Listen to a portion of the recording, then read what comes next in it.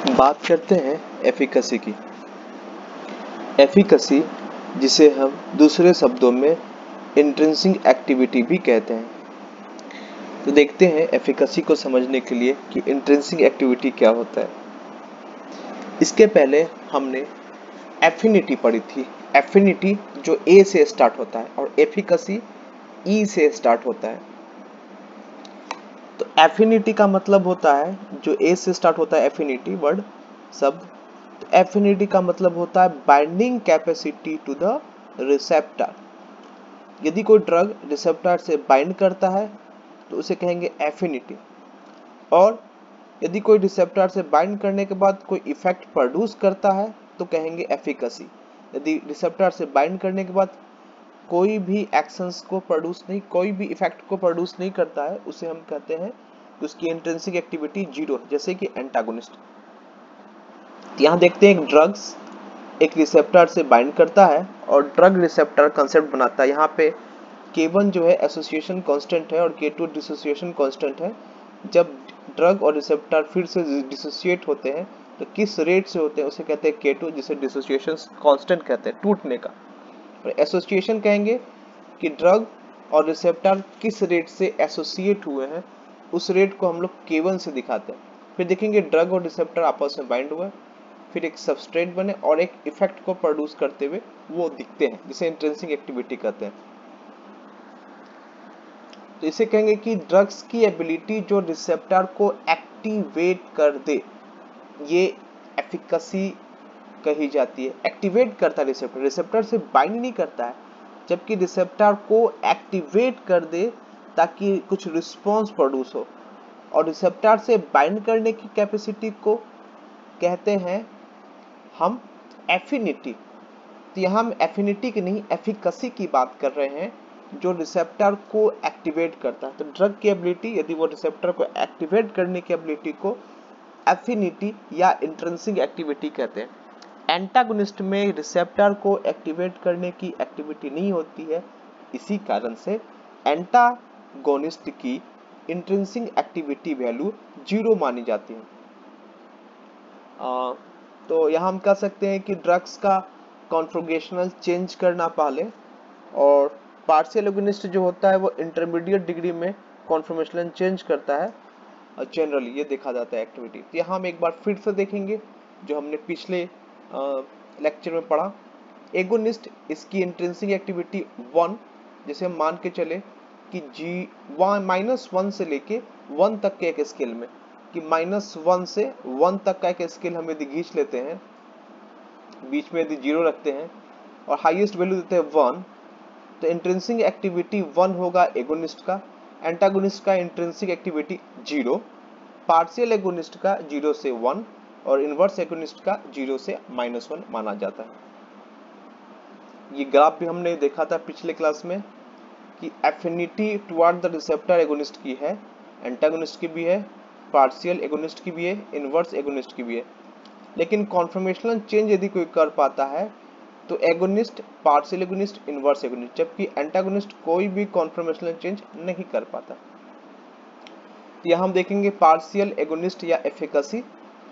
यहाँ पे हम ग्राफ बनाते हैं 3, एक को कहते हैं फुल एगोनिस्ट, एक को कहते हैं पार्शियल एगोनिस्ट और तीसरे को भी कहते हैं पार्शियल एगोनिस्ट।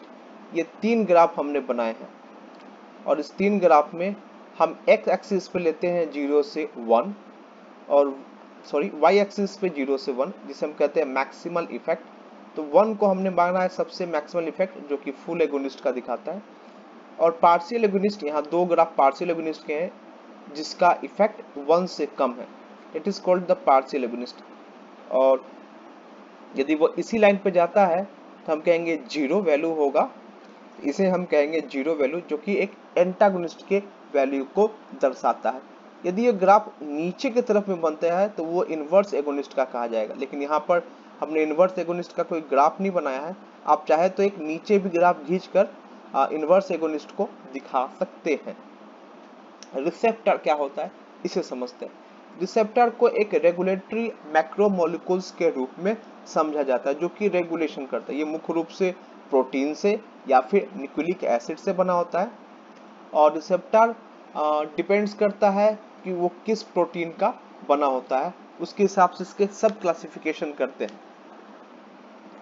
तो हम देखते हैं यहाँ पे एक ड्रग्स दो तरह के रिसेप्टर पे एक्ट करता है। एक रिसेप्टर जिसे हमने कहा है फिजियोलॉजिकल रिसेप्टर, उस पर ड्रग एक्ट करेगा क्योंकि ड्रग एक एक्सोजीनियस सब्सटेंस है। और दूसरा कहेंगे ट्रूली ड्रग रिसेप्टर। तो इन दोनों रिसेप्टर में क्या फर्क है बेसिक वो देखते हैं हम लोग।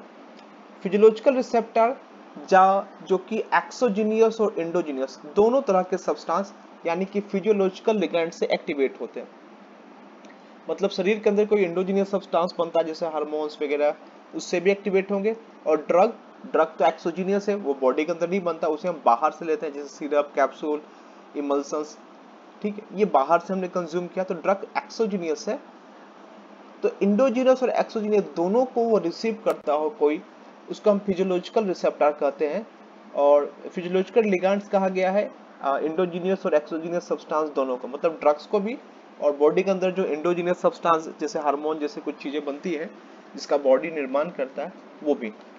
इंडोजीनियस सब्सटेंस में यहाँ पे ट्रांसमीटर आएगा, न्यूरोट्रांसमीटर की भी चर्चा होगी, हार्मोन्स की चर्चा होगी, ऑटोक्वाइड्स, ये सभी के सभी इंडोजीनियस है, इसे बॉडी बनाता है। और एग्जाम्पल है फिजियोलॉजिकल रिसेप्टर का, हम देखेंगे यहाँ पर cholinergic receptor, adrenergic receptor, histaminergic receptor, steroid receptor, prostaglandin receptor. इस पे दोनों तरह के ड्रग्स भी बाइंड करते हैं और इंडोजीनियस सब्सटेंस भी बाइंड। जैसे कि हम बात करें कोलिनर्जिक रिसेप्टर पे तो ACH भी बाइंड करेगा, या ACH एगोनिस्ट कोई ड्रग है वो भी जाकर बाइंड करेगा। वैसे हिस्टामिनर्जिक रिसेप्टर पे हिस्टामिन भी बाइंड करेगा, या हिस्टामिनर्जिक एंटागोनिस्ट है वो भी जाके बाइंड करेगा। तो फिजियोलॉजिकल रिसेप्टर पे इंडोजीनियस और एक्सोजीनियस दोनों तरह के सब्सटेंस बाइंड करेंगे। तो एक्सोजीनियस हम मान के चलते हैं ड्रग्स को कहा गया।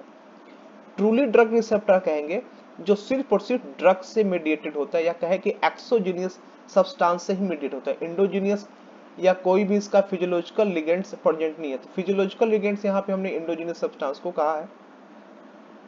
तो कोई भी इसका एंडोजीनियस लिगेंड्स प्रेजेंट नहीं, जैसे बेंडोजाइडिपिन पे सिर्फ ड्रग्स बाइंड करते हैं, कार्डियोग्लाइकोसाइड पे भी ड्रग्स बाइंड करते हैं रिसेप्टर पे, और थायराइड रिसेप्टर पे भी ड्रग्स बाइंड करते हैं। इसमें कोई इंडोजीनियस या फिजियोलॉजिकल लिगेंड्स इसके नहीं देखे जाते, इसे कहते हैं ट्रू ड्रग रिसेप्टर। तो अब बात करते हैं साइलेंट रिसेप्टर की। साइलेंट रिसेप्टर का क्या मतलब होता है?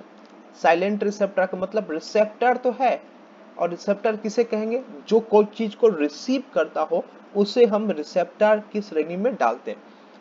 साइलेंट रिसेप्टर का मतलब कि ड्रग्स को वो रिसीव किया है लेकिन कोई रिस्पॉन्स प्रोड्यूस नहीं कर रहा है। जैसे कि एग्जांपल है प्लाज्मा प्रोटीन। आइए समझते हैं प्लाज्मा प्रोटीन साइलेंट रिसेप्टर कैसे है हुआ।